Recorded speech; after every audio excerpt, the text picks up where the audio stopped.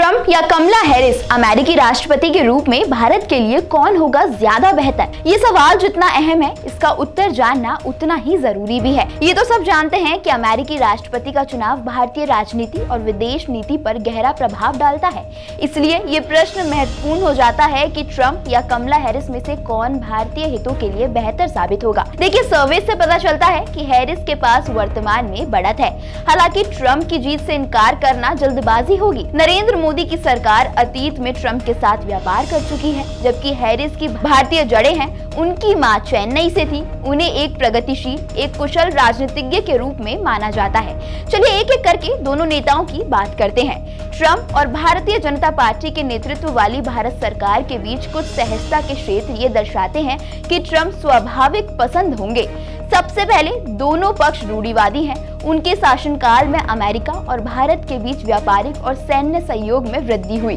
Trump ने भारतीय प्रधानमंत्री नरेंद्र मोदी के साथ मजबूत व्यक्तित्व संबंध स्थापित किए, जो कि दोनों देशों के बीच रणनीतिक साझेदारी को बढ़ावा देने में सहायक साबित हुए। व्यक्तित्व आयाम में 2017 और 2020 के बीच एक साथ काम करने का अनुभव जोड़ा जा सकता है, जिसमें अमेरिका में हाउडी मोदी कार्यक्रम और भारत में नमस्ते ट्रंप कार्यक्रम शामिल है। उम्मीद यही है कि ट्रंप 2024 में वहीं से शुरू करेंगे जहां से उन्होंने छोड़ा था।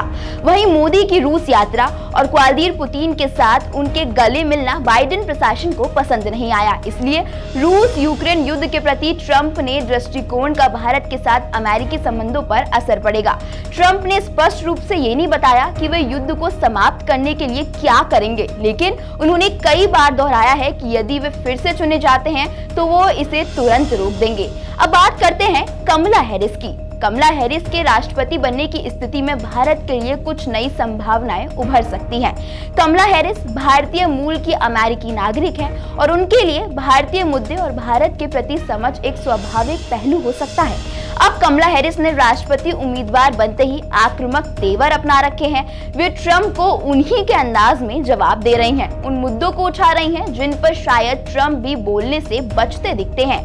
ऐसे ही हाल में इस डिबेट में भी देखने को मिला, जिसमें कमला हैरिस के कई हमले का ट्रंप के पास कोई सीधा जवाब नहीं था।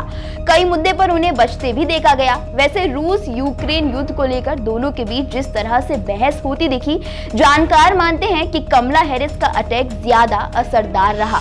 असल में ट्रंप ने जोर देकर बोला कि हर कीमत पर रूस यूक्रेन युद्ध अब रुक जाना चाहिए, लेकिन कमला हैरिस ने उन्हीं पर पलटवार करते हुए कह दिया कि अगर ट्रंप राष्ट्रपति होते तो पुतिन रूस नहीं कीव में बैठे होते। यानी कि कमला ने साफ कर दिया कि ट्रंप अगर सत्ता में होते तो काफी पहले ही यूक्रेन पर रूस का कब्जा हो जाता। डिबेट में उन्होंने कहा कि इस समय अमेरिका को किसी ऐसे राष्ट्रपति को नहीं चाहता जो सबसे पहले खुद को रखे। इस समय ऐसा नेता की जरूरत है जो जनता का ध्यान रखे, उनकी भावनाओं को समझ सके। खैर, ट्रंप और कमला हैरिस दोनों के दृष्टिकोणों में अमेरिका और भारत के संबंधों को लेकर विभिन्न पहलू हैं।